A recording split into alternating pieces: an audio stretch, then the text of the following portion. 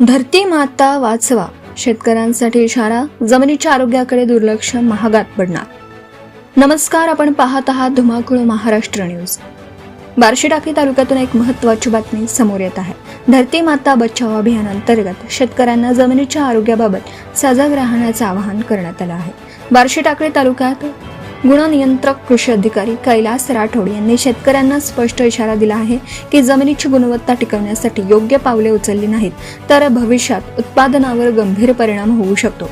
शेतकऱ्यांनी मृदा आरोग्य तपासणी करून संतुलित खतांचा वापर करावा असं त्यांनी सांगितलं.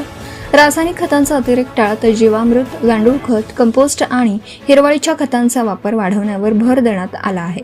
तसेच नॅनो युरिया आणि नॅनो DAPचा वापरही फायदेशीर ठरू शकतो अशी माहिती देण्यात आली. बियाणे खरेदी करताना अधिकृत विक्रेत्याकडूनच घ्यावे. पक्के बिल आणि लेबल जतन ठेवावे. स्थानिक बियाणांना प्राधान्य द्यावं. पुरेसा पाऊस झाल्याशिवाय पेरणी करू नये. धूळ पेरणी टाळावी. तज्ज्ञांच्या मते शाश्वत शेती पद्धती, आरोग्य, पाणी व्यवस्थापन आणि पीक फेरपालट केल्यास उत्पादन वाढून शेतकरी आर्थिकदृष्ट्या सक्षम होऊ शकतो.